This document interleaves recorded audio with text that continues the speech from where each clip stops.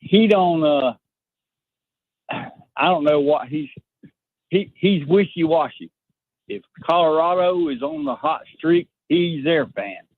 If Alabama's on a hot streak, he's their fan.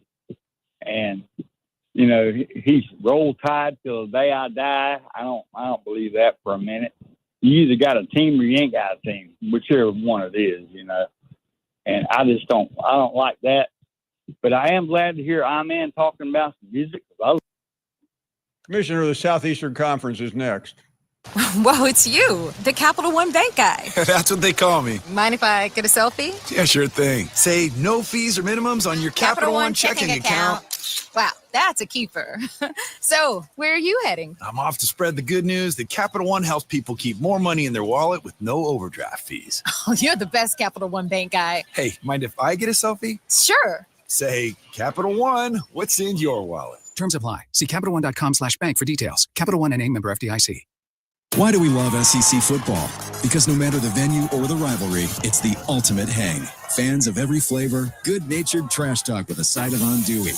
Yes! But according to Johnsonville and the Harris poll, 71% of Americans hang out less than they used to. Why?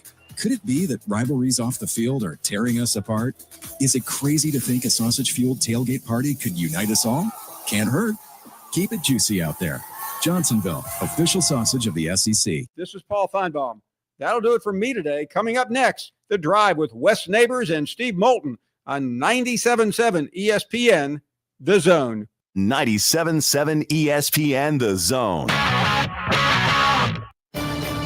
From opening night to Super Bowl 59 in New Orleans, don't miss a second of the NFL this season. Hi, this is Kurt Warner of Westwood One. Join our crew each week for the best in primetime NFL action. Monday night, Sunday night, and Thursday night football, plus marquee games on Thanksgiving, Black Friday, Christmas, and more. Westwood One is the exclusive radio home for every primetime and postseason game. It's right here. Right here on 97.7 ESPN, The Zone. Tom Luganville here for my friends at Woody Anderson Ford. Bobby White and his team take great pride in their service department, and you can see it the moment you walk into those beautiful new service lanes. And just like a championship team, they all work together to make sure your experience is second to none, whether you drive a Ford or not. Also, check out the gold certified pre-owned inventory at Woody Anderson Ford for great deals every day. Stop by and see them at Jordan and Sparkman or at Woody Anderson of Madison on Hughes Road, or visit WoodyAndersonFord.com. By now, you know about Eagle Masonry and Insulation, and maybe you know that Eagle also does landscaping and dirt work. But how about after paint work? Shower doors, shelving, and mirrors, all taken care of by Eagle, the same Eagle that takes care of all your masonry, insulation, and landscaping needs. Eagle brings the same level of expertise to all these disciplines, and they're ready to provide you with a free quote. The website is the same, insulatewitheagle.com, as is the phone number, 256-755-1556. Give them a call and see what Eagle can do for you. Eagle saves you time. Eagle saves you money. Are you tired of power outages disrupting your life? It's time for a Generac standby generator from Current Electrical. Storms may rage outside, but inside your family's powered up. So why choose Current Electrical for your generator needs? 1, we offer a wide range of models to suit every budgeted energy requirement. 2, our project managers handle every step of the process: power, gas, permitting, and inspections. 3, our certified technicians install your generator with precision, ensuring peace of mind. Don't wait for the next blackout. Call 256-880-1880 or visit us online at GenSuperstore.com. If you work in a dangerous or logistically intense industry, you know good training can be a challenge. There are training costs, safety concerns, and difficulty replicating real-world scenarios. There's a better way used right now in the Army and in all our armed services to better prepare our heroes, and it's available to you in your organizations. Higher Echelon's Game Development Team is revolutionizing learning in military training, dangerous industry, STEM, and sports performance domains with cutting-edge virtual training that immerses you in lifelike scenarios without the cost and safety concerns for trainees. With Higher Echelon's game-based training, you'll experience realistic simulations, precision accuracy, and unparalleled safety. Higher Echelon founder Dr. Joe Ross is retired Army who played and later coached for the cadets and puts that experience to use. His team has been building cutting-edge virtual training environments for soldiers and clients for a decade. Higher Echelon, the name you can trust for advanced training solutions. Reach out at higherechelon.com to get your free consultation. Go Higher and go Army. Football season and Bad Daddy's Burger Bar. The perfect combination of good times and great food. This season, score big with one of our chef-inspired expressions of pure burger amazingness. Our delicious burgers are made with premium Angus beef, and you can pair it with one of our signature cocktails or a cold craft beer from our huge selection. Bad Daddy's Burger Bar on the Parkway in Huntsville and our new location at Cliff Farm, Highway 72 in Madison. WZZN, Union Grove, Huntsville, Alabama. 97.7 ESPN, The Zone. This hour is brought to you by Woody Anderson Ford, Alabama's F-150 Superstore. Welcome to The Drive with Wes Neighbors and Steve Moulton.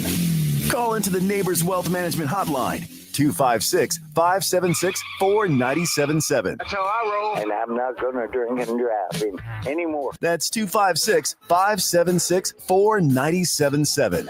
Now, here's Wes and Steve.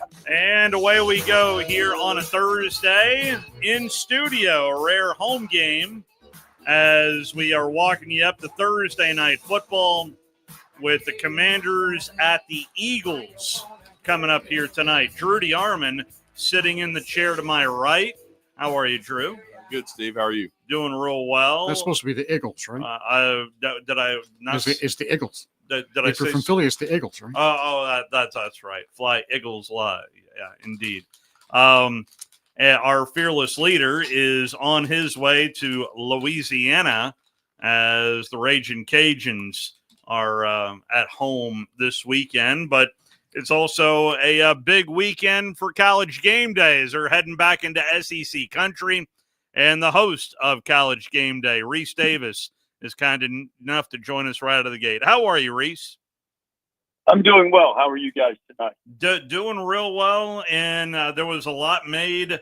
By the way, the way you guys have presented this new playoff format, I think is the right thing to do, just because you didn't want to just spring that bracket on them on the last one.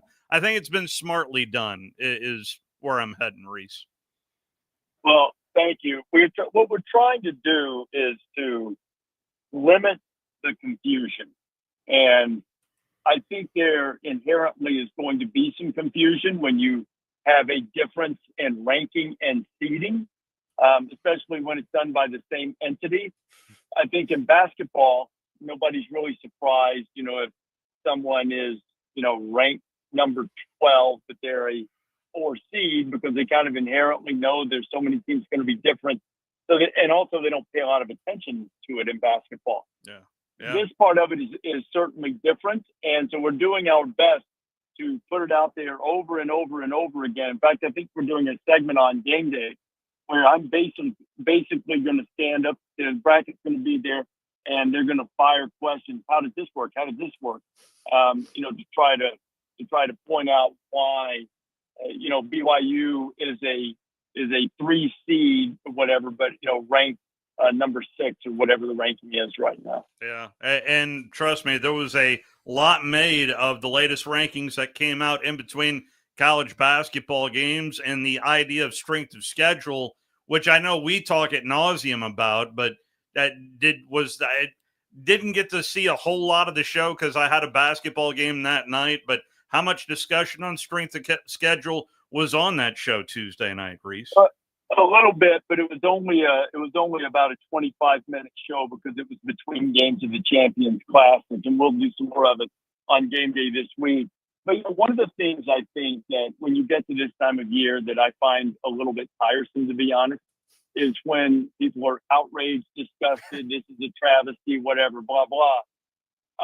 You can disagree, but I think a lot of times people move the target. So what I work to do, and I brought this up in my podcast this week, here's what I value. And you have 13 people in that room, and I hope each of them sort of have a criteria that they evaluate.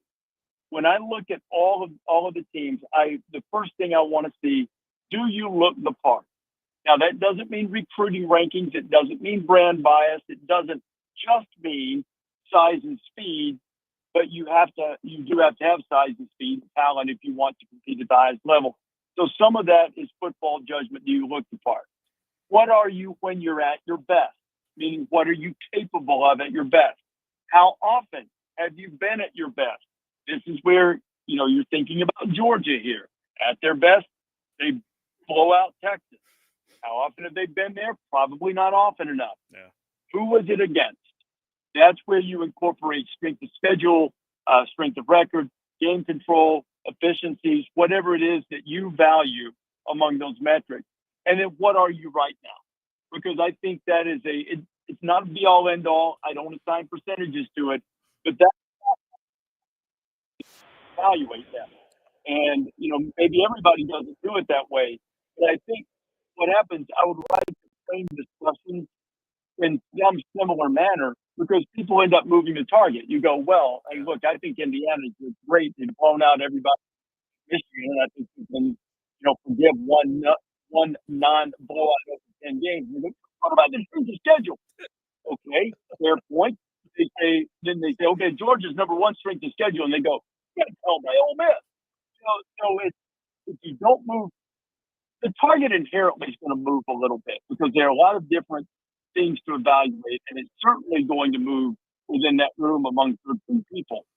So if you can do your best to say, this is what I value, and also I believe this is the end of any discussion, and I respect it even if I can disagree with it. If I sit there and say to a committee member, how in the world do you have Indiana or BYU or whoever, Miami, ranked ahead of Georgia? How are you doing that? How are you discounting losses? And they go, I think they're better than Georgia. Okay, end of discussion. Yeah. Because we have empowered these people to exercise football judgment. I would like for them to be able to articulate some reasons why, but at the same time, you've got Gary Pinkel in there, you got Jim Grove in there, you got Mike Riley, you got Will Shields, Randall McDaniel. These aren't a bunch of eggheads in there who don't know anything about ball. And the people who haven't played or coached at that level, they know ball too. So you've got to mix. It doesn't mean you have to agree with them. It doesn't mean they won't make mistakes.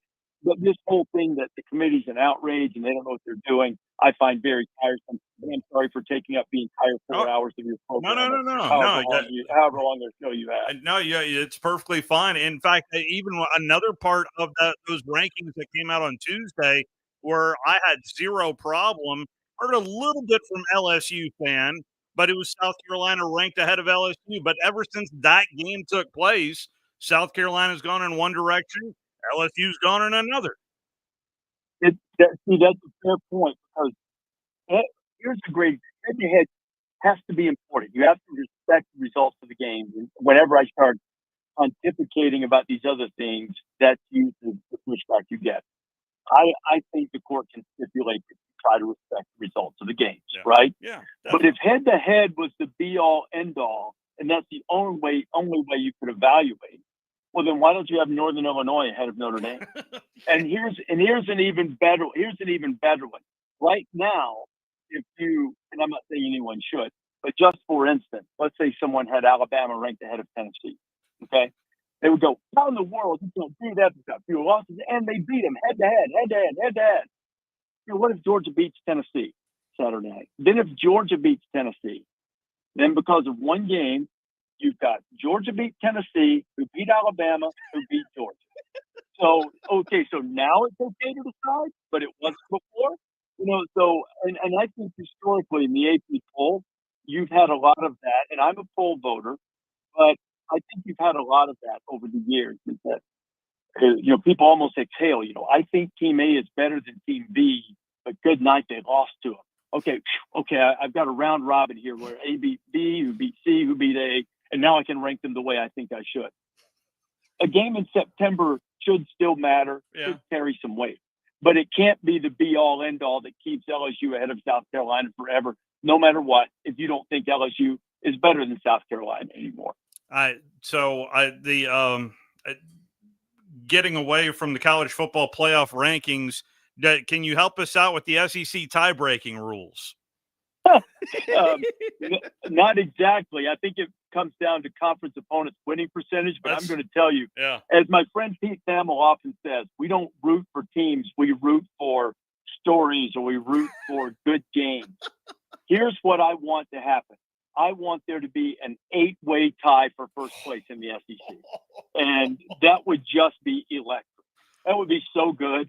I mean, it would be so ridiculous and so good. I don't even know who comes out of there. I read a couple of things. I think one said it was LSU and Alabama, again, but I don't know that to be true. Yeah. But how about it? What if you had an 8-way tie? And here's all it really takes, guys. All it takes is people winning home games and one little upset, or pretty significant upset. You need Auburn to beat A&M, and then everybody else to win home games among that group that would finish tied. And if they do that, I take that back. Win home games or win games against the bottom half of the league, which would be the Missouri South Carolina game this week, and Missouri's big underdog. But basically that's what you get is everybody at 6-2, and that would be great fun in my judgment. So I asked Lane Kiffin that question yesterday in the teleconference. This is how he ended it with, right after he said that he didn't know the tie-breaking rules, he went on for about 45 seconds with me, Reese, and this is how the end part of what he told me. Seems really complicated who could end up going and all those things. And I would think it would have been a lot easier to just say, okay, what are the top 2 teams in the college football rankings? That makes too much sense to me, Coach. I appreciate it. Yeah. Yep. The funny thing is, it makes a lot of sense, but I think they're trying to, make it a little more, or they're trying to set the parameters as early as they can and not leave it to the committee. And I understand that. But what Lane says makes a lot of sense. But there's also the theory that you're almost better off.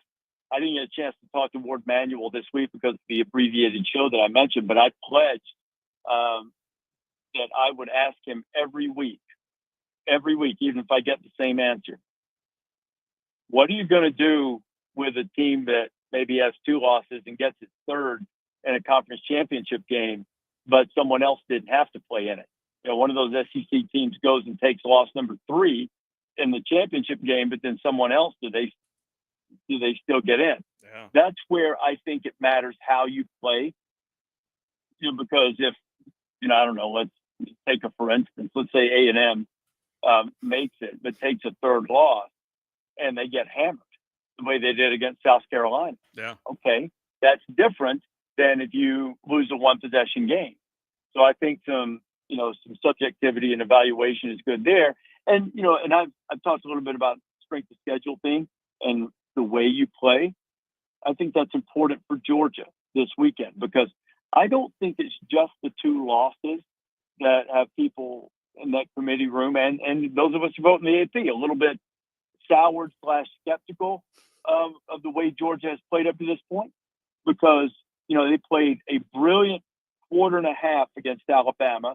Not enough. Yeah. They played a great game at Texas, but they played poorly at Ole Miss. They didn't play well, at least on the offensive side, at Kentucky. They didn't play well on the offensive side again at Florida.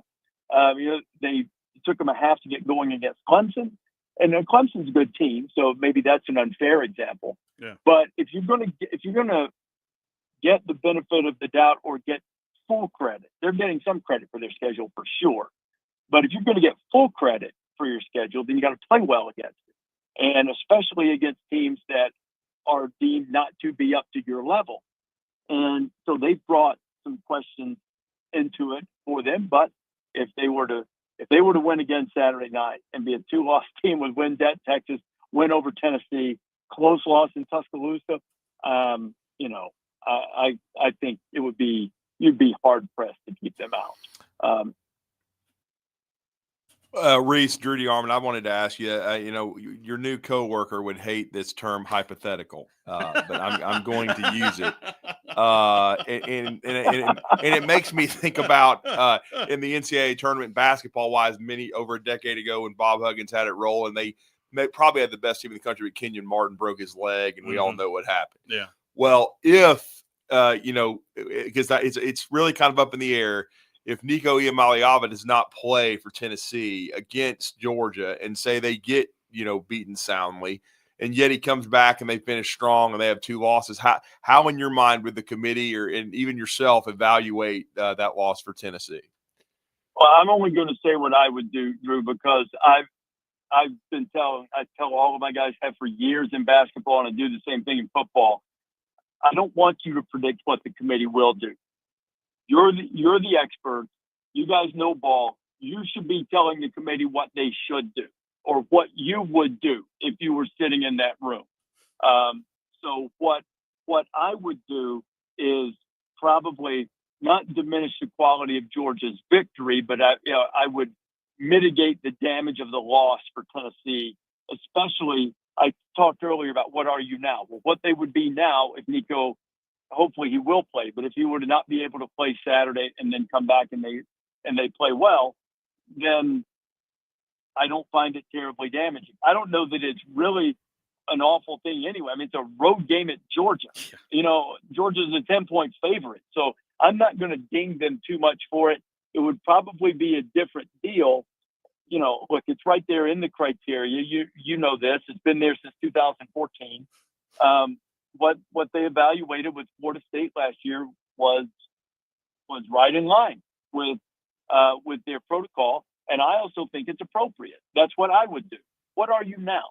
And what Florida State was now or then without Jordan Travis was not what they were before.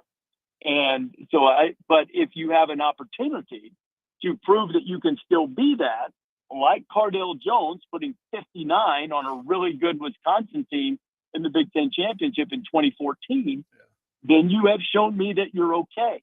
You know, and if Gaston Moore plays and Tennessee shows me they're okay, then I think you're back to saying it's fine. The difference with Florida State last year was they did not appear to be fine on offense without Jordan Travis, and that ended up costing them the spot. You just came from Baton Rouge. What maybe surprised you the most in Alabama's dominant win down at Red Stick? I think the way the defense completely controlled the game, and also, to be honest, Jalen Milroe he's a weapon, man. I mean, he's such a great runner, and he's a good deep ball thrower. And teams have, I think, it's appeared to me that they've tried to make him beat them in the intermediate game, and he appeared at times not to be as eager to run, wanting to get the ball to the receivers, and that's understandable against Tennessee. But he was a willing and eager runner. And the fact that LSU had so much trouble against quarterback run, I mean, I said it on game day Saturday morning, they're the worst team in the SEC against design quarterback run. And Alabama still came out with design quarterback run, quarterback counter, zone reads, probably a QB sweep in there a time or two. But, certainly the QB counter lead blocker with the, with Jam Miller particularly going up and leading the way along with the lineman was devastating. And it was a lot like what had gotten LSU before. So I was a little surprised that LSU didn't adjust to that a little better on a wet night, weren't able to, try to force Alabama to beat them in the intermediate game. And then the defense was stifling. I mean, the play on the goal line by Lawson from Nussmeier, who can really sling it. I mean, what a catch that was. I mean, just a sensational play. And I think it just showed once again that Kalen DeBoer's teams rise to the occasion. They have throughout his time as a head coach. And look, this transition was never going to be without a bump. They lost 20 some odd players when Nick left. You come in January, you're getting to know everybody. Things are, and with the way the sport is right now, I had a prominent head coach tell me a couple of weeks ago, he was like, man, there aren't any real teams that you can build. He said, we're basically all of us are a collection of parts. And we hope the collection of parts can get put together enough to form some semblance of a team well enough so that they can have success. And, I think anytime you have a coaching transition, you are, by definition, going to, for a while, be a collection of parts. Now, they've got really, really good parts. I mean, you start with, Milroe and Ryan Williams and Deontay Lawson and, many, many others. Those are really good parts. But, if they had a couple of bumps in the road, it shouldn't surprise anyone. And anyone who knows anything about Kalen DeBoer should also not be surprised that he is a competitive son of a gun who has his teams ready for really, really big moments, and now they've done it a couple times this year. Well, on the subject of running,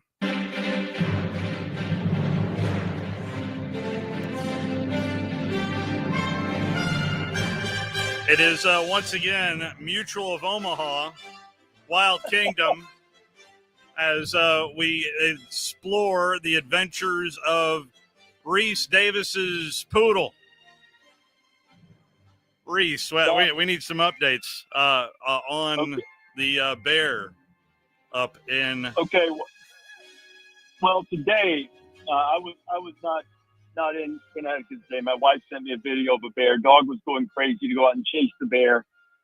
Wouldn't let. Now I want people to understand we've got a real poodle. We've got a standard poodle. He's about waist high. Weighs 60, 65 pounds. He's a big boy.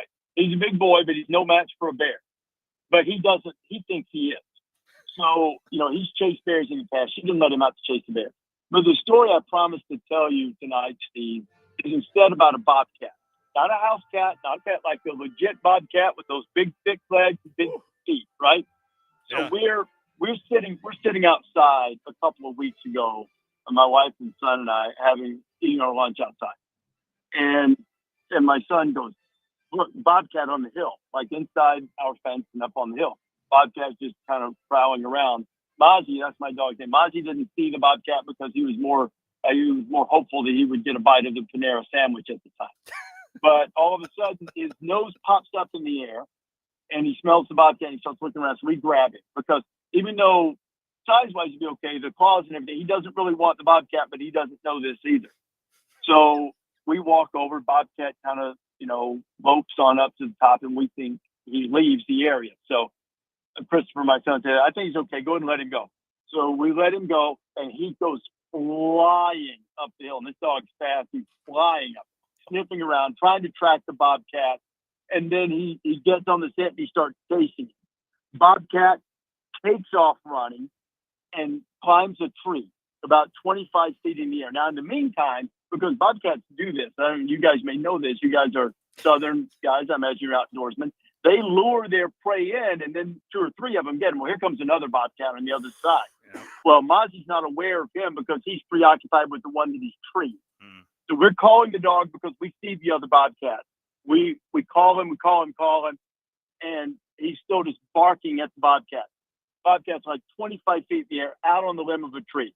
And then as if it were a Looney Tunes episode, like where, Roadrunner went out and sawed most of the branch off on Wile E. Coyote. Branch cat.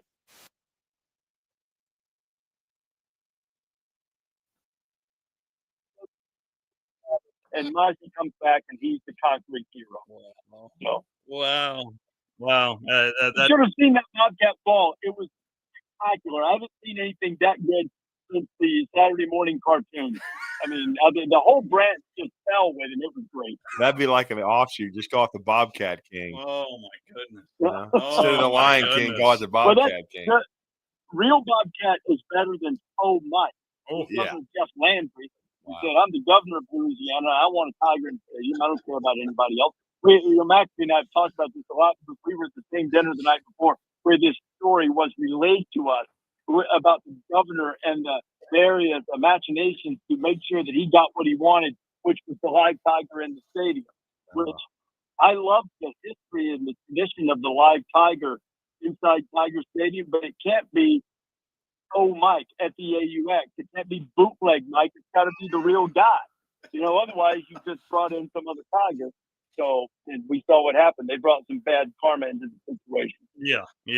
And on the subject of dogs, the piece you did on Ben, I'm telling you, I got a dog named Kirby as well back at the house that there is so many stories in regards to just that story in particular spoke to me as a dog owner, but I'm sure it spoke to you as well, Reese.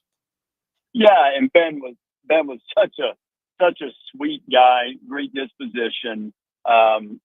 He just so well trained. It was great to be part of a 3-man broadcast booth with him when I did the LSU game this year, and he went to sleep on my feet. No. I was like, Ben, I need to move a little bit. My foot's going to sleep here if you don't mind. If you don't need to jump up here and use the stats monitor or the telestrator, maybe you can move just a little.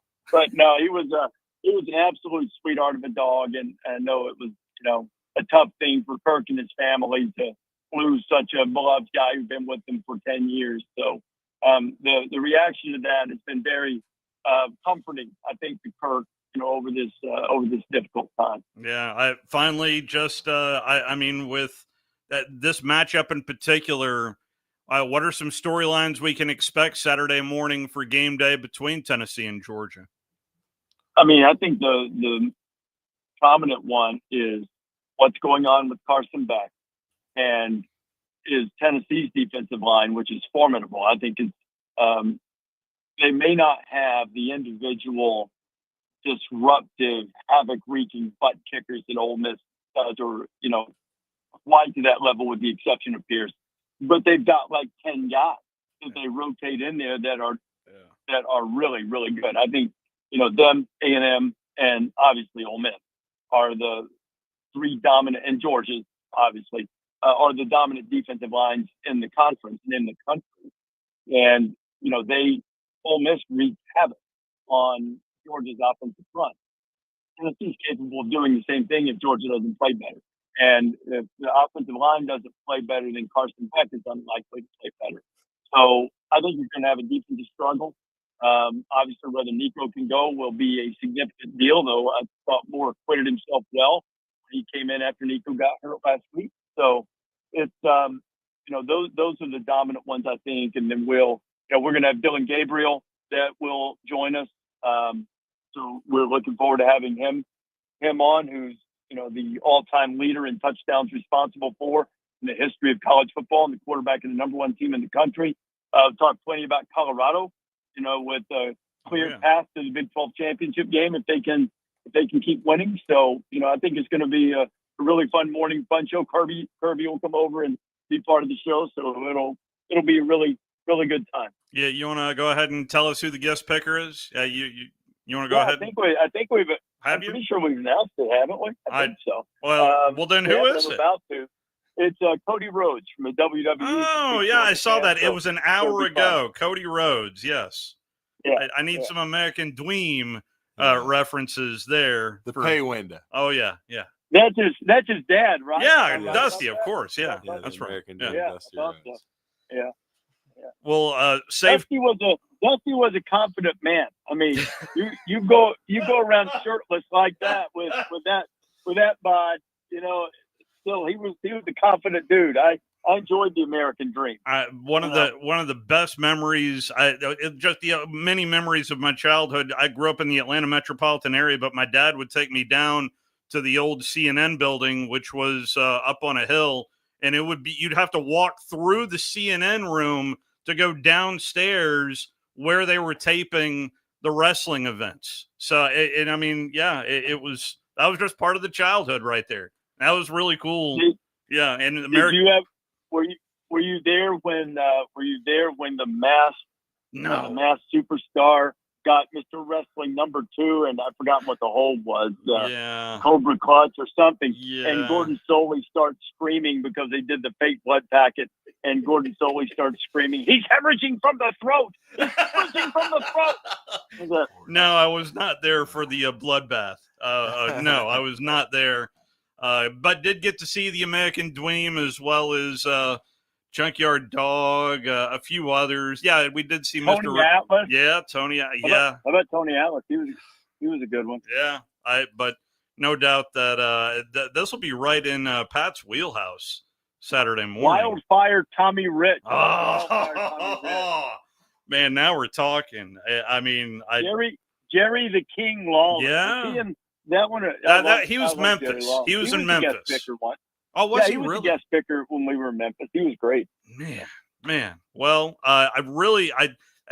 the game day I've watched obviously before, but with Nick in there, it's just that extra level of diving in, and I'm all in. I really am, Reese.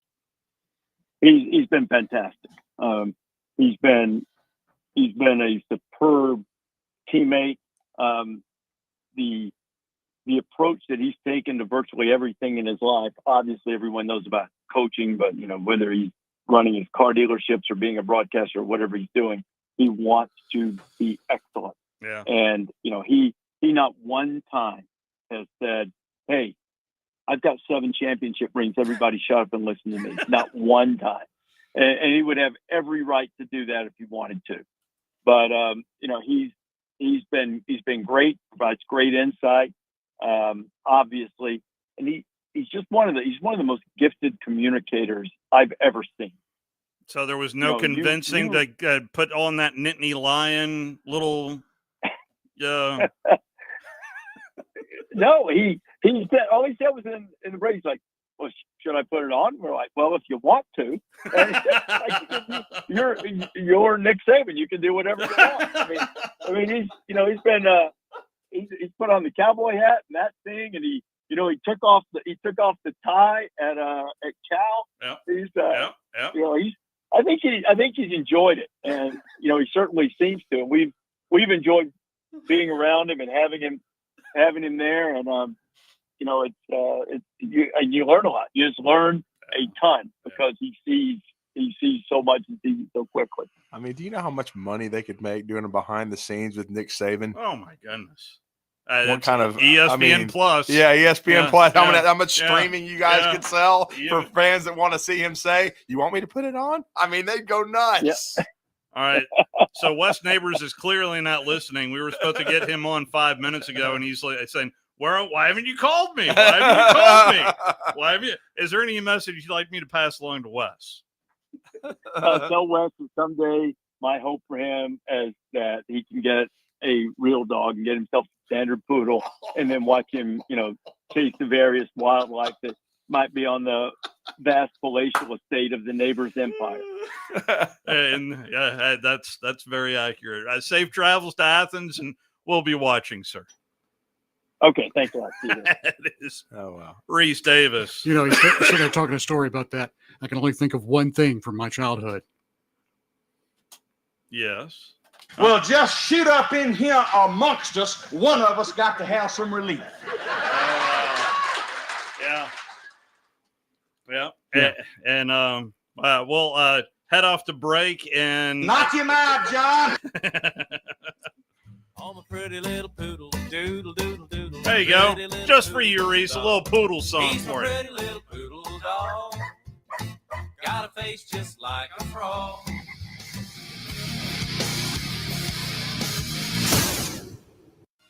You're listening to The Drive with Wes Neighbors and Steve Moulton on 97.7 ESPN The Zone.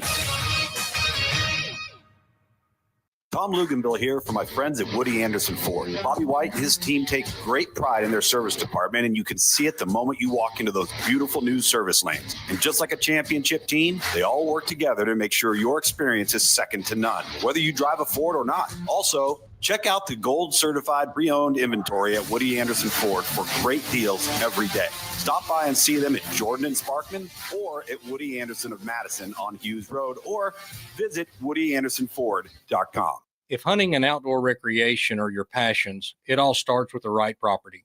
That's where I come in. I am Bo Butler with Southland Realty and Auction, a hunting and recreational land specialist and a Jackson County native who sees land through a hunter's eyes. Just as you trust your guide on a big game hunt, you can trust me to find the perfect property for you. Thinking of selling? Let me help you make your land attract buyers. Remember, Bo knows land. Call me at 256-609-0512. It's an amazing time in our industry. Things are changing so rapidly. With digital signatures and workflow software, we help our customers work from anywhere. This helps you save time and money and upgrade your technology. Like I said, it's an amazing time to watch our customers grow and succeed. Just ask anyone. A Lion's secret. Buying that perfect home is one of the most important financial decisions you'll ever make. So it's crucial that you have the right partner to help you through the process. Hi, I'm Stuart Evans, mortgage loan officer for Bryant Bank, and I'm here to tell you that We are that partner. We offer a variety of mortgage products to fit your unique home buying situation in a changing rate environment. That kind of hassle-free approach might not be what you'd expect from a bank, but it's exactly what you can expect from us. Give me a call today or visit me at our downtown Huntsville office and let me show you what banking beyond expectation is all about. Bryant Bank Equal Housing Lender, NMLS ID 2428943, member FDIC. Not looking or feeling your best? No energy for the things you like to do? Ready to look and feel younger? Make your appointment at Advanced Life Clinic, one of the region's foremost destinations for patients interested in looking and feeling their best. Specializing in advanced laser treatments and weight loss, male and female rejuvenation to offset the effects of aging, and more. See how Advanced Life Clinic can help you enjoy your life again. Call 256-882-6555 or log on advancedlifeclinic.com. SportsMed is the official team physicians of the Rocket City Trash Pandas. And if the pros trust SportsMed, you can too. SportsMed provides every service you might need for complete orthopedic care, specializing in orthopedic surgery, sports medicine, joint replacement, spine surgery, neurosurgery, and podiatry. And they offer their own brace shop, in-house full-body MRI, physical therapy, walk-in clinic, and so much more. 4 locations and on the web at sportsmedalabama.com. By now, you know about Eagle Masonry and Insulation, and maybe you know that Eagle also does landscaping and dirt work. But how about after paint work? Shower doors, shelving, and mirrors, all taken care of by Eagle, the same Eagle that takes care of all your masonry, insulation, and landscaping needs. Eagle brings the same level of expertise to all these disciplines, and they're ready to provide you with a free quote. The website is the same, insulatewitheagle.com, as is the phone number, 256-755-1556. Give them a call and see what Eagle can do for you. Eagle saves you time. Eagle saves you money. This segment of The Drive is brought to you by Woody Anderson Ford, located online at woodyAndersonFord.com with 2 locations, Hughes Road in Madison and Jordan Lane in Huntsville.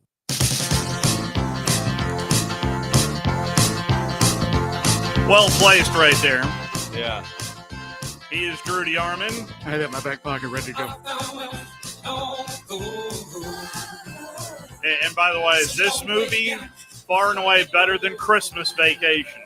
Just my opinion. No argument. No argument. Just my opinion. Wes joins us from the road. Can you hear us, Wes? Yes, I can. Okay. That is Drew. I'm Steve. This is Wes. Yes. You can blame Reese Davis. He was a chatty Cathy there in our first segment. That's why we're late getting to you. He wants you to go get a poodle and chase Bobcat. Yeah, he's got a bob. Yeah. Yeah, he's proud of his poodles. Knock him out, John. Woo! This thing's killing me. Now, I will tell you that he sent me a video that his wife took of a bear in his backyard, and the dog wanted to get out, and his wife wouldn't let it happen. No, that would have been end of the dog. I don't care what he says. Well, multiple bobcats in that last story that we just had for you last segment, but let's dive into it. Tennessee at Georgia, at least according to the SEC injury report, Nico is listed as questionable. How big of a deal is Nico playing or not playing to you, Wes? I think it's huge. With Nico's legs is really what helps their offense. I mean, his legs, and he has connected last game to a couple long passes, but he's been struggling with the deep ball really all season. But that seemed to be coming around, and it's the whole offense is made for Nico. So I think it's a huge deal. I mean, do you want your a quarterback to have his first start in Athens, Georgia? I think not. So yeah, I think that. Well, at least Gaston Moore has a ton of experience, but I mean, I understand what you're saying, but at least he knows the system really well. He's a transfer from UCF as well, so huge talent drop off. I get that. Huge. I mean, he had one play against Alabama for an interception. It looked like I threw it. Unfortunately, we couldn't get him another play. Yeah. Mm-hmm. Well, but yeah, it's a huge deal. When we hung up yesterday from listening to Coach Heupel talk on the press conference, we both said he's not playing. Yeah. And I don't think he's practiced. If he has a concussion, they won't know till Thursday or Friday whether he'd be released to play. And I know he can't practice for 2 or 3 days. So, you know, it's going to be interesting. But my feeling is he's not playing. Well, one interesting question Drew brought up to Reese was, if Tennessee were to lose without Nico comes back and they win out, how would this committee evaluate a 2-loss Tennessee team that lost a game without their starting quarterback? Depends on how they lost, right? If they get blown out, then, you know, I don't know. I don't think with Tennessee's defense they will get blown out.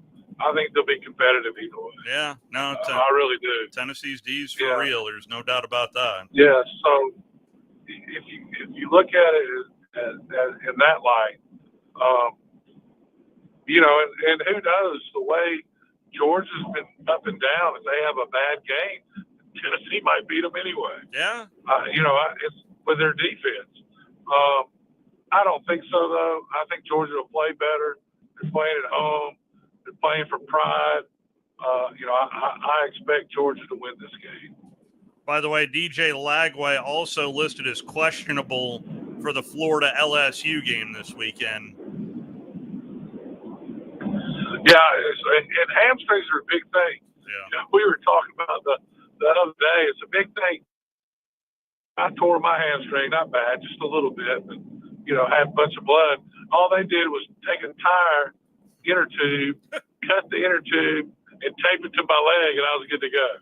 But I don't think they can do that for a quarterback. So it's a serious injury, and it's easily redone. And if you redo it, it can be really bad. So, you know, with the technology today, it gives him a chance to play. But I really don't think he'll play. And if he does, I don't think he'll be as effective as he would be. And they're taking a serious risk. So we had Peter Burns on yesterday. He sent me the website that he was referencing. And it's a great website. And it shows you all the tiebreakers right in front of you. And it looks like, at least I've ran so many different combinations, the more likely the SEC matchup looks like it's Texas and Alabama. I think that's what it's going to be, barring some major upsets. Yeah. You know, which is surprising to me. And a lot of people, and I agree with them, I'm not sure you want to play the Southeastern Conference game this year if you're Alabama. And I mean, because how would they look at a 3-loss team if they were to lose to Texas? Yeah, I think they'll make it anyway, even if they lose to Texas. It's just, it seems like to me that the week off is more important than anything with all the injuries everybody has. Yeah. That's the big deal, is the week off. For me, if Alabama's going to get a home game in that deal and a week off, you know, winning 3 games in a row would be pretty, not easy, but easier. Yeah, I guess is the saying. We talked a little yesterday about tampering, a question I had for Lane Kiffin. Well, I also asked the same question to Jeff Lebby. It's made some news today. Here's what Lebby had to say on kids already getting tampered there in Starkville. Well, yeah, I mean it's going on. You know, there's guys on our football team right now that are going through that. And again, until that is managed and policed at the highest level, then to me there's nothing that are going to stop people from doing it. It's the world we live in, Wes. Well, I mean, so I don't believe there's any coaches out there tampering. I think who's tampering are the agents. And what they're doing, and if I was Jeff Lebby, is he has a really hot quarterback. Yeah. That they're talking to. Yeah. That they're talking, maybe not to him, but to his friends and his parents. And they said, hey, you know, we can get him a lot more money if he'll go in the portal. And that's how it's going, and it's happening everywhere. These college coaches, they have too much going on to be worried, to try and, you know what I'm saying? Yeah. Catch on that. And even if they did, they'd have to be talking to the agent anyway. So it's not like the kids and the coaches have a lot of free time in the middle of the season. But it's the agents, the uncles, the parents. I read an article today talking about Javon Baker, who I used to talk about being such a good player when he transferred to Central Florida, and his dad made him transfer, and he says it was a mistake. I wish I hadn't done that now. I wish I'd been more patient. And that happens every day, everywhere.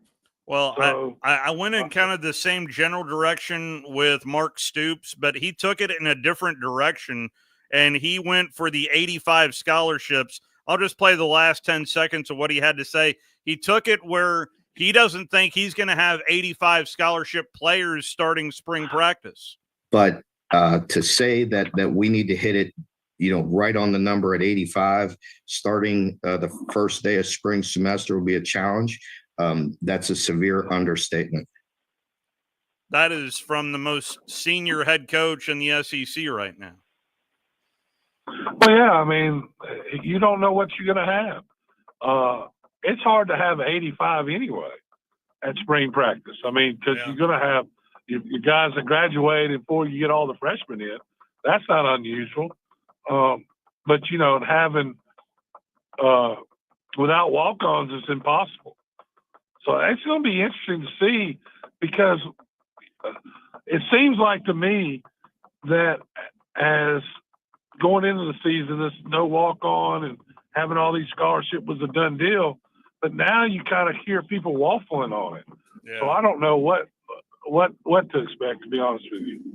I know I did talk to Mark Stoops in previous weeks, and he said to me that there was a lot of discussion via text message or phone calls between university presidents, athletic directors, other coaches, involving all of these issues around college football, but he didn't really elaborate on what solutions they're coming up with. Well, again, I'm hoping that with now that with one party, with all the power, that maybe they can get something done. Well, back to let's just focus on the SEC matchups this weekend. Texas at Arkansas, LSU at Florida, Missouri at South Carolina, and certainly Tennessee at Georgia. We've kind of covered that one. What of those three SEC matchups, which one grabs your attention the most? Texas at Arkansas, LSU at Florida, or Missouri at South Carolina? Missouri and South Carolina, because depending on if the quarterback's playing or not, which I don't know if he is or not, Missouri's starting quarterback. Yeah. If he's playing, that'll be a hell of a game. If he's not playing, it still might be a decent game, but not a hell of a game. Cook is listed as doubtful. So mine made some plays last week, but I agree with Wes. I think Missouri's in trouble if there's no Brady Cook. No question. And then you look at the Florida LSU game where LSU bounced back. This is a game that LSU should be able to win. But their quarterback's not playing well, and Alabama exposed them to what you can do on the run. So, but it depends on who's the quarterback. Is it going to be Lagway or the third string guy, from Princeton or wherever? Yeah. What Ivy League school? I'm not sure, but I will say that it is. It does a good. I would think LSU would win this game. The coolest game, though, to me, is Texas and Arkansas. Even though this, to me, is a mismatch, this is a game. This is a heated rivalry from the past. Yeah. It is, and that's what's going to be cool about this game. It is the old Southwest Conference, yep. and this used to be a slobber knocker. Yep. They don't like each other, and this game being rekindle could help Arkansas in a big way, because Texas is where they used to get a lot of the players. That's right. Because the whole thing was, if Texas, if you can't play for Texas, you want to play for somebody that could beat Texas. And that was Arkansas. So,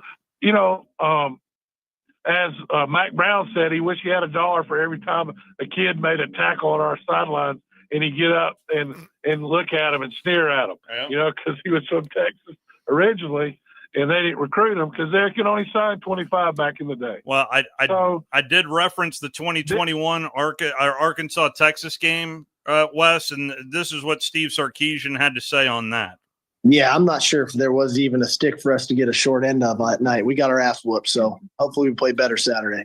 Yeah, because now that shoe's on the other foot, this could be General Custer coming to Custer's last stand. If you're Sam, if they have another performance like they did against Ole Miss, which couldn't find a stick. Oh my! Couldn't find a stick. They couldn't find a stick. They could. I'm talking about Arkansas. Against Ole Miss.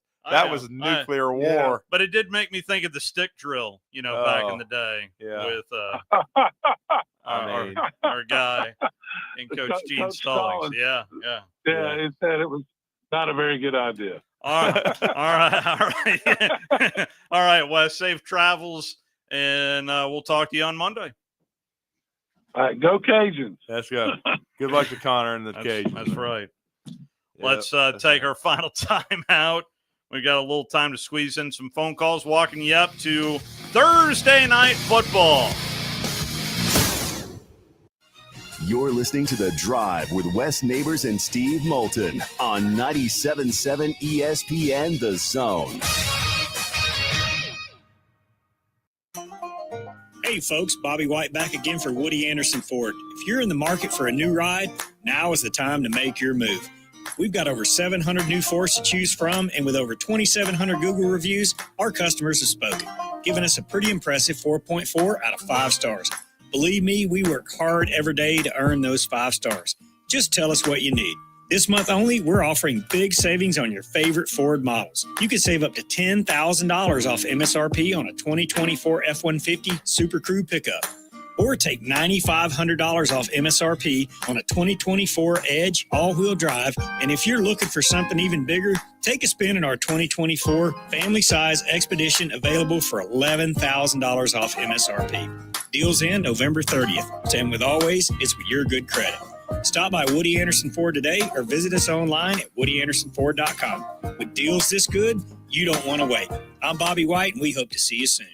Ann Adams with Berkshire Hathaway Rise Real Estate is the one name to know if you're buying or selling real estate. With years of local experience, Ann Adams offers buyers in-depth knowledge of the local housing market and will narrow available properties down to those you'll be interested in so you can save time when shopping for your new home. If you're ready to sell, Ann offers a seamless process using accurate pricing and expert negotiation skills to make sure you get a fair price for your home. Call Ann Adams today at 256-337-2625 or log on bhhsriserealestate.com. Are you tired of power outages disrupting your life?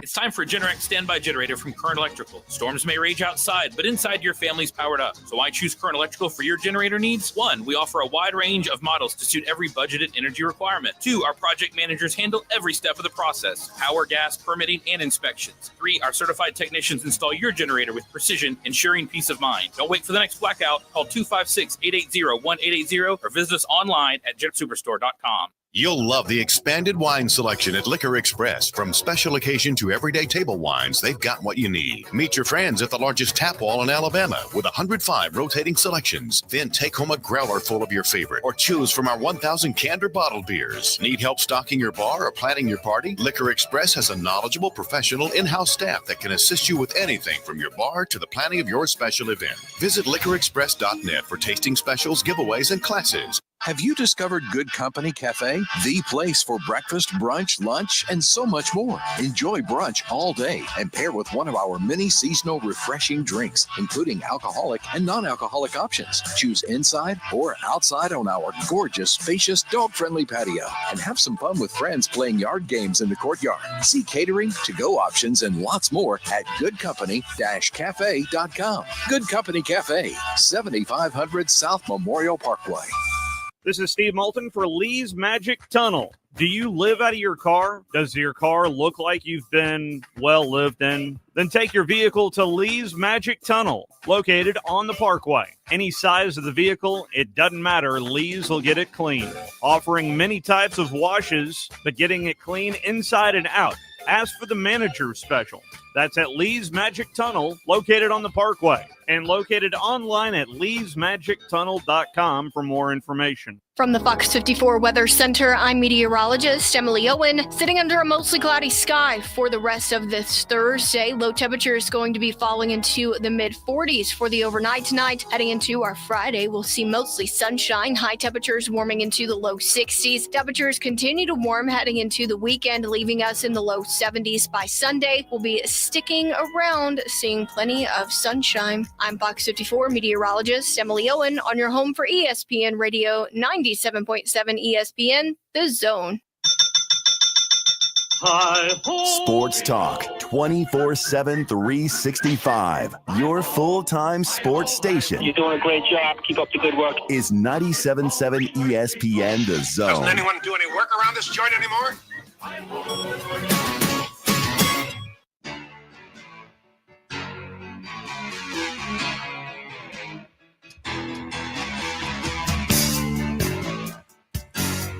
Good tune. Not a fan of the message, though. Nah, I don't really love LA. Nah, not if you're a Celtics fan growing up. I will root for Freddie Freeman, but that is about as far as it goes. World Series MVP. Yep. But it's a star-crossed. That one still stings. This hour brought to you by Woody Anderson Ford. And now they're trying to get Soto, which is ridiculous. Are they really? I mean, how disgusting. Located online at woodyAndersonFord.com. If you're in the market for a new or used vehicle, head on over to their website, woodyAndersonFord.com, or better yet, just stop by both locations. Not at the same time, but Bobby White will hook you split up. You get one at each time. Yeah. You know, since your wife had one in Madison, you go to the one on Jordan Lane, Huntsville. Or excuse me, Jordan Lane. Sure. I'm not letting that go. Well, you're just jonesing for that guy to call back in, aren't you? Oh, I got his name and phone number. I'm just waiting. Well, I might sit around Friday night and call him. We do have some breaking recruiting news. Oh, boy. And it's not good for Alabama, but it was expected. Yeah. Dawson Merritt, Stillman, Kansas. He's flipped his commitment from Alabama, and he's been committed, for the past several months. He committed this summer, but he has flipped it to Nebraska and Matt Rule, basically because Alabama took Cavante Henry, a junior college edge as well, who will probably play the Wolf spot, which is where Merritt's supposed to play.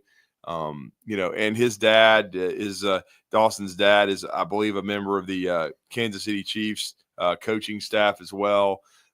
His family will be able to see him play. It'll be easier traveling to Nebraska than Alabama. But the main thing was they took Cavante Henry, who's a freakazoid, who they flipped him. Alabama did from Mississippi State. And so Alabama's lost him, and then they lost Caleb Cunningham yesterday. And just get ready. Anthony Turbo Rogers, the running back from Carver Montgomery, I don't think he's going to stick either. But this is just the way it is in recruiting. That's why Alabama has got Nishan Montgomery coming in, wide receiver from Miami Central High School, who's committed to Florida. He's coming in to visit this weekend for Mercer because they knew Cunningham was going to be gone. They've already got Cavante Henry in the house, along with, the other young man. They've got another commitment from the Cincinnati area that's an edge wolf type guy that's a really, really good player. So, again, this is just the way it is in flip season. Auburn also flipped a defensive back from USC today to Auburn. So, again, you're going to see this down the stretch because it's hard to believe, but we're really less than a month from signing day. And that's what day is signing day? Yeah, I want to say it's the first Wednesday in December. So I totally forgot that they moved that. Yeah, see? I totally forgot that they moved that. It's the week of championship week. I totally forgot about that. And so that's what I'm saying. Wow. Yeah. Oh, wow. Yeah, I mean, so it's what they call flip season. Oh, man. Tampering season. Oh, that's that happens all the time. Hey folks, Bobby White back again for Woody Anderson Ford. If you're in the market for a new ride, now is the time to make your move. We've got over 700 new Fords to choose from, and with over 2,700 Google reviews, our customers have spoken, giving us a pretty impressive 4.4 out of 5 stars. Believe me, we work hard every day to earn those 5 stars. Just tell us what you need. This month only, we're offering big savings on your favorite Ford models. You can save up to $10,000 off MSRP on a 2024 F-150 Super Crew pickup. Or take $9,500 off MSRP on a 2024 Edge all-wheel drive. And if you're looking for something even bigger, take a spin in our 2024 family-size Expedition, available for $11,000 off MSRP. Deals end November 30th. And with always, it's with your good credit. Stop by Woody Anderson Ford today or visit us online at WoodyAndersonFord.com. With deals this good, you don't want to wait. I'm Bobby White, and we hope to see you soon. WCZN, Union Grove, Huntsville, Alabama. 97.7 ESPN, The Zone. This is Sports. I'm Kevin Richter. Here we go. Welcome to week number 11 of the National Football League. And first place is on the line tonight in the NFC East.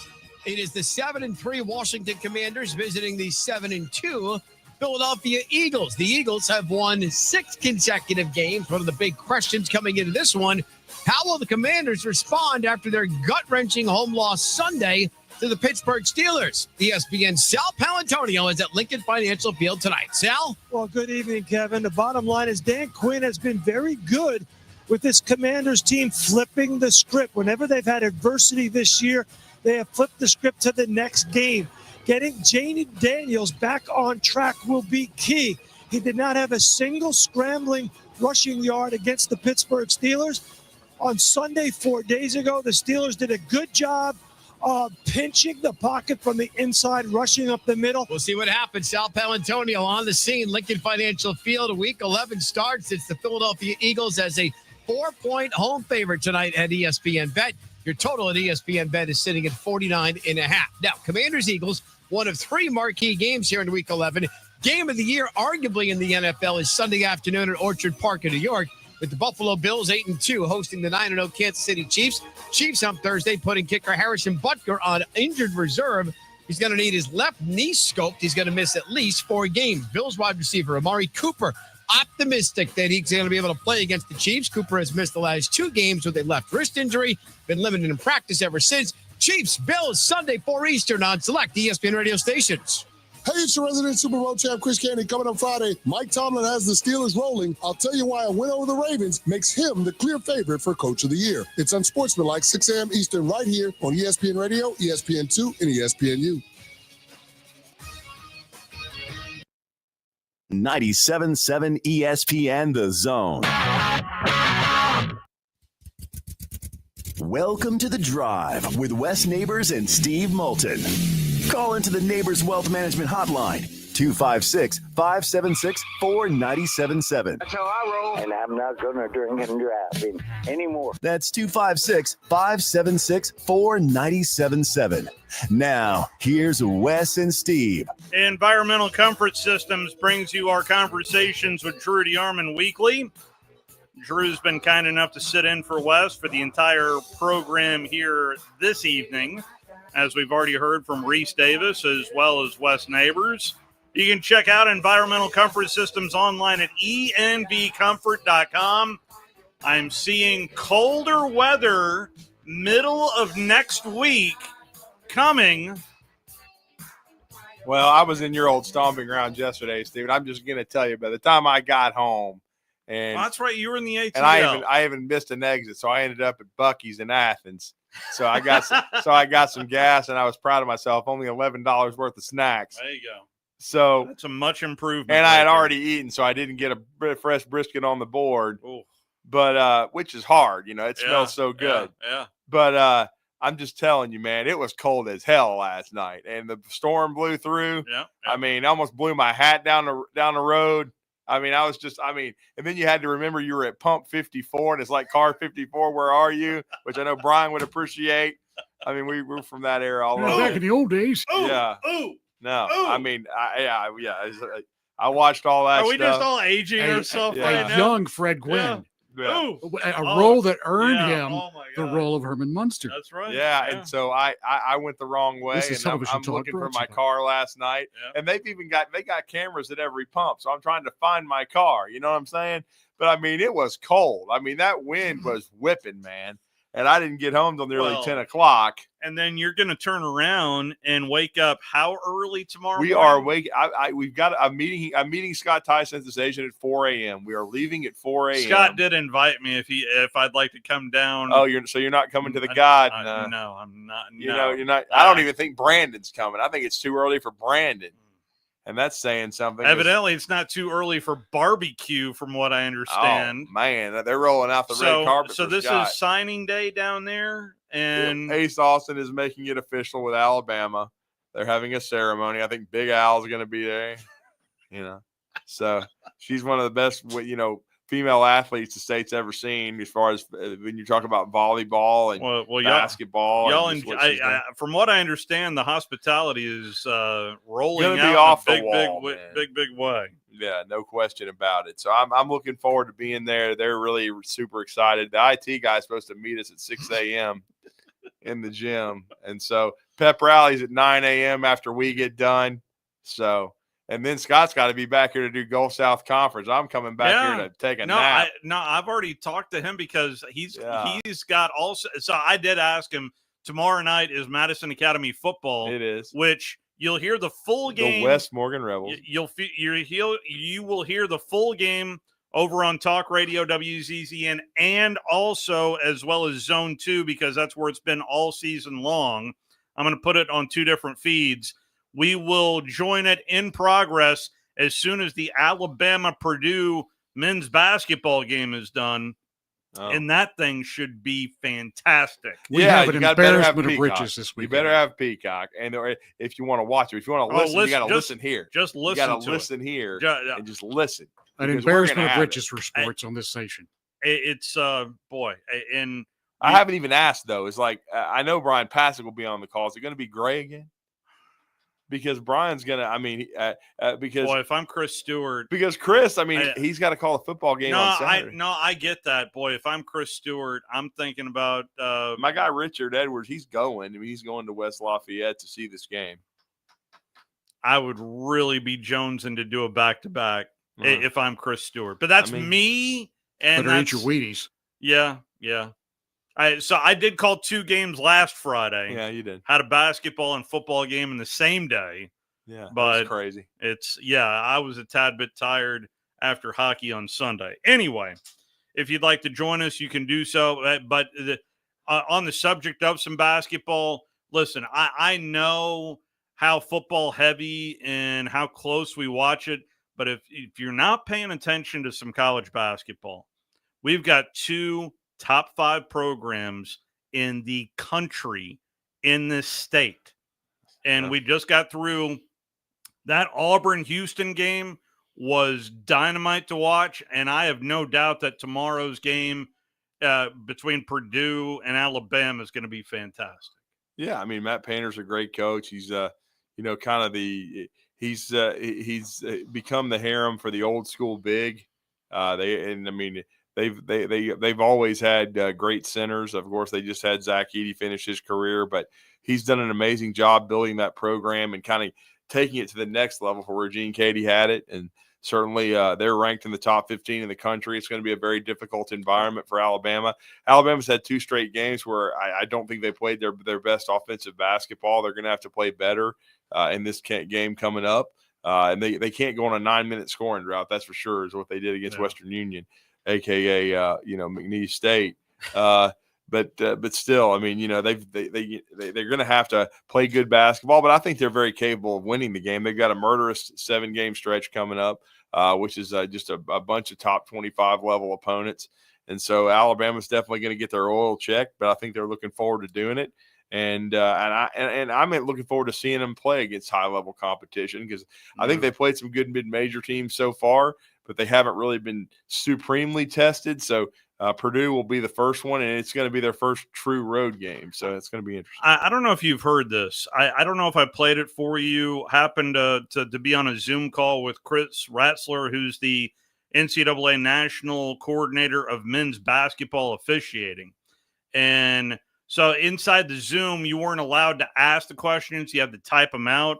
Yeah. Well, I asked 2 questions to the national coordinator for men's basketball. And here is the question being read. Maybe I mistyped it or something because of how jumbled up how he asked it. But the premise is there. And for basketball fans out there, just enjoy the answer because you are all even if you're a casual basketball fan out there, you're thinking it. Yeah, you're absolutely thinking it. Steve Moulton, do you encourage a tighter whistle earlier in the season? Because it does seem like in November, the game isn't called like a March game, in my opinion, he says. That's a great question. You know, I did a thing with some coaches over the summer in the off season. We talk about things like that, and they are all on board with Chris. It gets more physical the later in the season, and I think back to when I was refereeing, and I suppose that's true early in the season. Everybody's excited. You got your new mandates, you got the new rules, and now we're going to go out there and we're going to apply all of that. So I get that, but my message to answer your question will be the same. That it was in week 1 or in the preseason, that it will be in February. I mean, I'm going to be showing plays and talking about the same stuff and wanting the same whistles on the same type of plays. I think the games are a little different, though, to be fair, in January, February, and March, right? I mean, there's more on the line. You're talking about playoff or, tournament seeding, conference tournament play. So the games generally tend to be more intense, higher energy, and that leads to different types of whistles, so yeah. I'm not going to tell you it doesn't happen, but I can tell you the message will be the same. Not going to tell you that it doesn't happen, but the message will be the same. They suck. So on the subject of officiating, it just came out right before we started the latest edition. By the way, if you don't subscribe to NCAA resources on YouTube, you get the weekly whistles for college basketball. You also get college football updates as well. So there was a rule that Steve Shaw pointed out calling assisting the runner, and it happened in the Tennessee-Mississippi State game where you literally, you know what? Here's how Steve described it. This was a 4th down play for Tennessee against Mississippi State that got called back. Our first play this week, we have a 4th and short situation, and as the new trend continues, the offense is going to go for it. Now, the quarterback takes a direct snap. He runs over the left side of the line, surges forward, and makes the first down. But we're going to get a flag down from our umpire. And after discussion with the referee, we get an announcement. Assisting the runner, offense number 53 was pulling the runner forward. 5-yard penalty. Now, by rule, you're allowed to push or drive the runner, but the rules state that no teammate shall grasp, pull, or lift the ball carrier to assist in forward progress. And we see number 53 here. He's out front. He locks onto the quarterback and pulls him forward. And so this is a correct call, a foul for helping the runner. It's a 5-yard penalty enforced from the spot of the foul, and the offense will repeat 4th down. So basically, 53 was too far ahead of the play. Had he been pushing rather than pulling, no flag. These are the types of rules, Drew, that I just – can we just simplify the game? Can we just simplify the game, period? Yeah. It's idiotic. And again, I wish they would do away with targeting, or at least at the very not throw you out of the ball game for a first offense. I think it should be a 15-yard penalty, and that's really what they do in the NFL. They don't throw you out. They don't even throw you out on the high school level. For some stupid reason, they want to throw you out on the college level, which I think is dumb. So there's another part of this video that I wanted to play just for educational purposes, because I did not know this. Because we generally see players batting a football when it's loose and goes out the back of the end zone, but it's actually a penalty against, here is how Steve describes it. There's a fumble that occurs at the 20-yard line. The ball rolls forward, and the defensive player is probably thinking, if I just bat it out of the end zone, it's a touchback to the defense. That is not the case in college football. Play 2, the quarterback, he drops back. He's going to scramble out of the pocket, takes off downfield, and the ball is going to be knocked loose right at about the 20-yard line. The ball rolls forward, ultimately into the end zone and out the back of the end zone. Now, typically for a forward fumble by the offense from the field of play that rolls out of bounds in the end zone, it's a touchback for the defense. But here, as we see, it's clear that the defender, number 26, he intentionally bats the ball forward through the back of the end zone, and that is a foul for illegal batting. Now, by rule, no player shall bat a loose ball forward in the field of play. They can bat it backward, just not forward in the field of play. But in the end zone, they cannot bat a ball in any direction. So this is a foul by the defense, and the penalty is enforced from the spot of the fumble. So the offense will retain the ball after a 10-yard penalty, and they'll have first and goal at the 10. And the play right after is the targeting penalty that was called in the Georgia Tech-Miami game, where you have multiple fouls on one play, but you can only enforce one of those multiple fouls.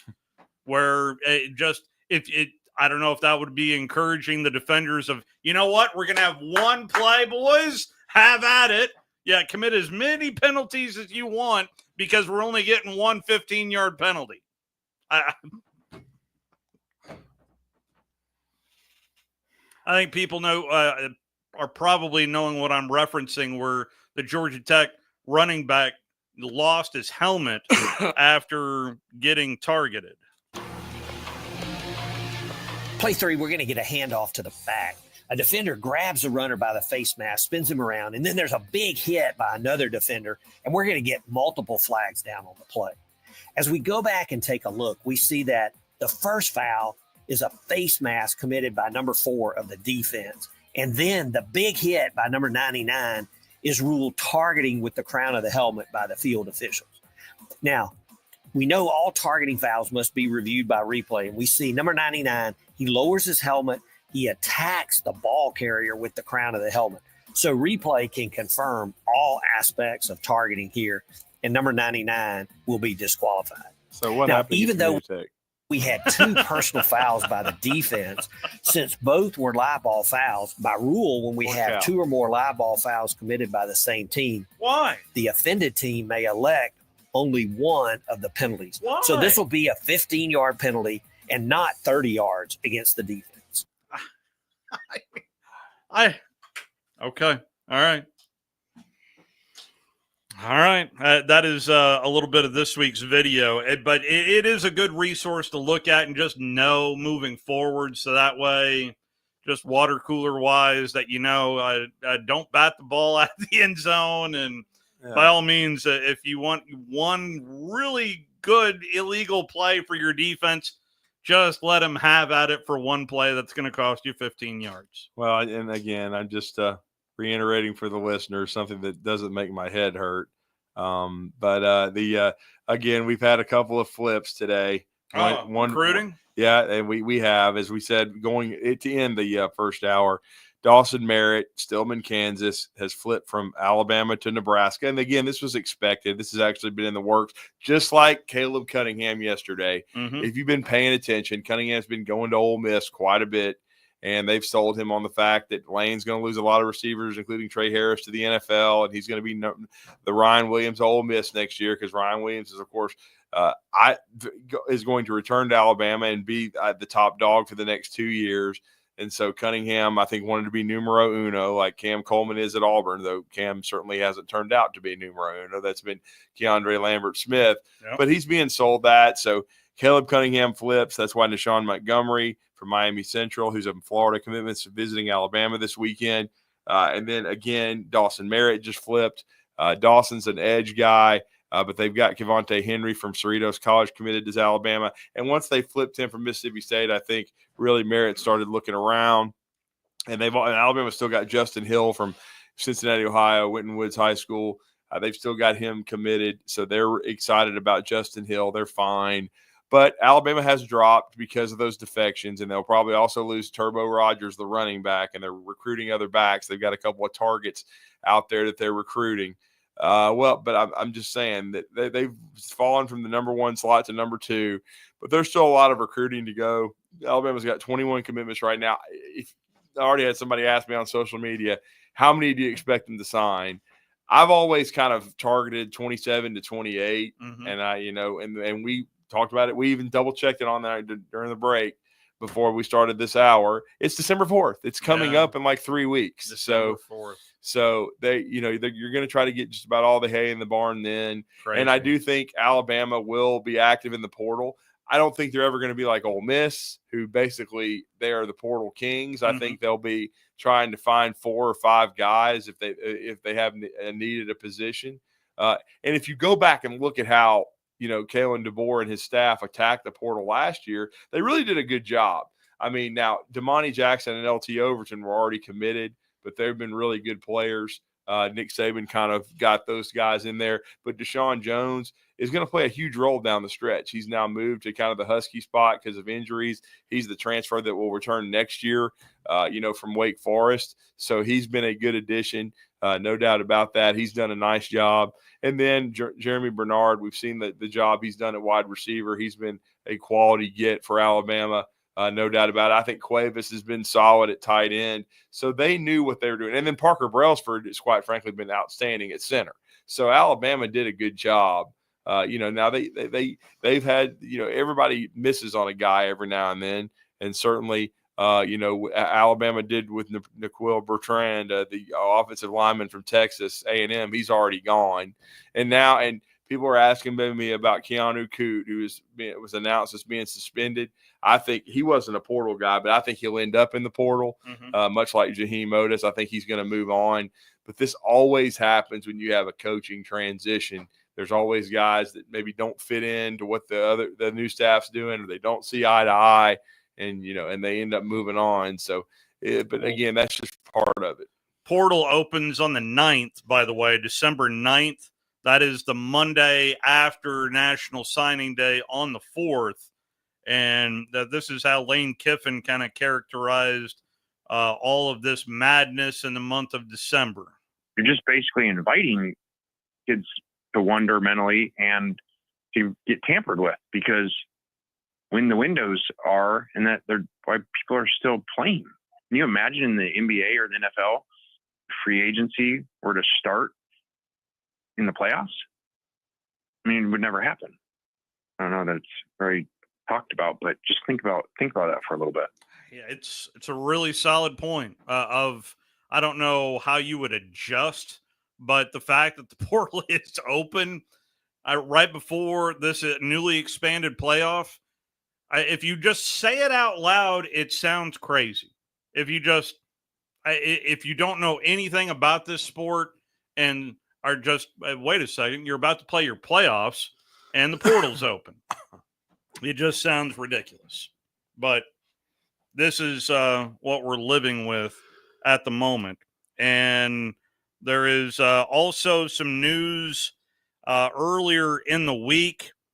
Diego Pavia trying to get another year of eligibility. Love Diego, but he has no merit with this. So the temporary restraining order was denied. That's just they were looking for the quick turnaround because the portal windows open right around the corner, and that led me to ask Clark Lee about a comment about it. I don't have a comment. This is all going to be kind of worked through in the legal system, and it's because it's there. It's out of my hands, and also kind of I'm kept from really saying much. I don't think there are any surprises to this point.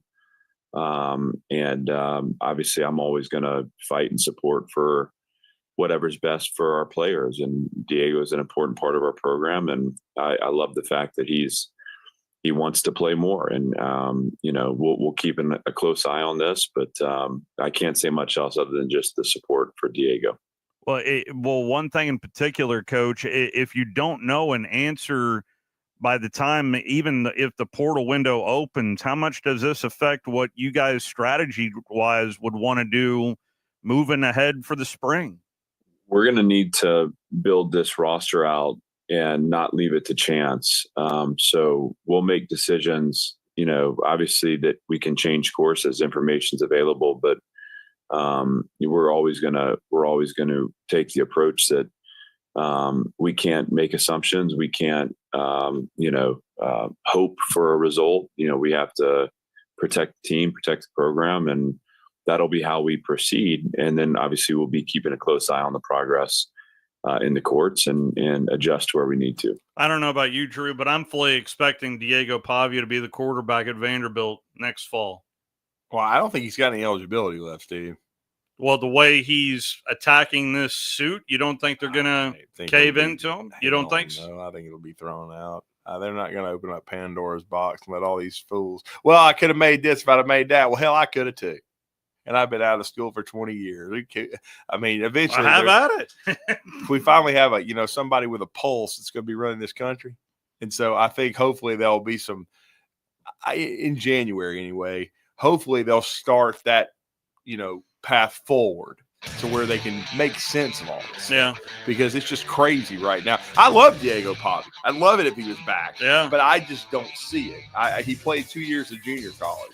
And again, he did. And COVID is now in the rearview mirror. This was the last year of COVID. Yep. So, we don't have Dr. Dumbass anymore. We just gotta focus on things going forward. Commanders and Eagles. By the way, if you were to start your NFL team right now, who would you grab? Jaden Daniels or Jalen Hurts? Jaden Daniels. I saw both of them play. And that's not a hard decision. Come on now. I'm sure T-Bob and Matt would love to have Jaden back. That's next. AL cert number 21014. Welcome into the hottest and coolest game show around called